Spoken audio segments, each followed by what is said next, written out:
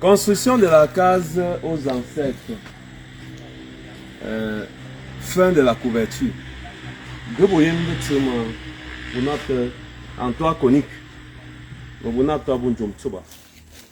Alors, ce que vous deviez savoir, c'est que un jour, vous aussi, vous serez ancêtre. Et la question à se poser, c'est quand je serai ancêtre, comment est-ce que mes descendants me traiteront? De la même façon dont tu traites tes ancêtres, tu as le risque et la probabilité d'être traité.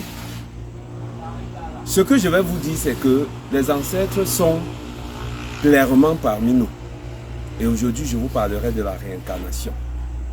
La réincarnation est un processus au cours duquel les énergies d'une personne ayant vécu est purifiée pour revenir sur la terre. L'objectif, c'est d'apporter quelque chose de nouveau ou de venir faire revivre une situation qu'il avait laissée et il est parti. Vous verrez parmi vous des enfants qui viendront avec des signes distinctifs.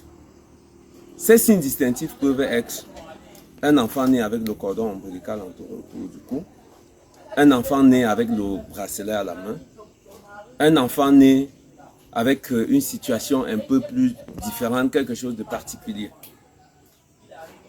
Dans certains jargons, on les appelle les jumeaux uniques.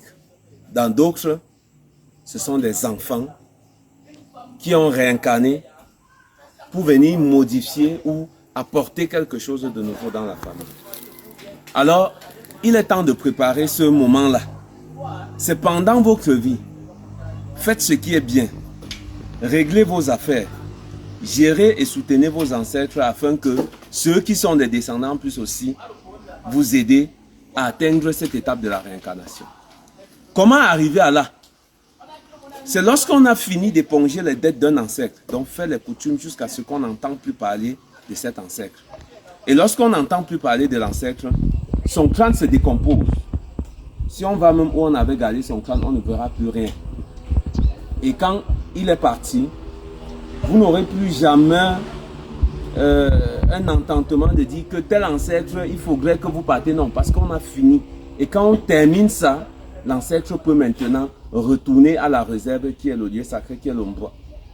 Et le processus de réincarnation. Donc quand il est là-bas, on efface quasiment la mémoire.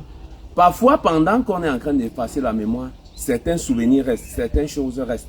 C'est pourquoi vous arrivez dans certaines situations, vous dites, c'est comme si j'ai déjà vécu ça. C'est comme si je suis déjà arrivé ici. Ça, ce sont des résultats de la réincarnation. Donc, pour ceux qui ont abandonné les ancêtres, ne font pas des rites pour réparer les torts, pour bénéficier des énergies des ancêtres, vous punissez quasiment vos ancêtres. Ils ne pourront pas réincarner. Ils ne pourront pas revenir pour pouvoir recommencer les éléments de la nature dans votre famille.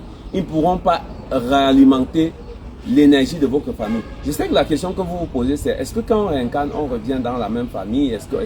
Il y a des moments où on réincarne, on revient dans la même famille et il y a des circonstances lorsque l'énergie est dissipée qu'on réincarne pour aller. Et dans certaines situations, certains ancêtres se demandent, ils essayent eux-mêmes de trouver la situation à leur réincarnation. Quand vous ne faites pas leur rite, ils restent dans une concession et on appelle cela Tensitsu.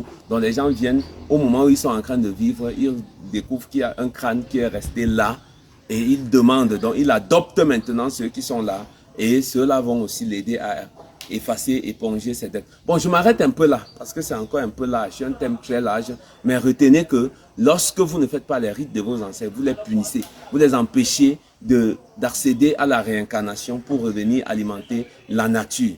Ne tu occupes de l'homme.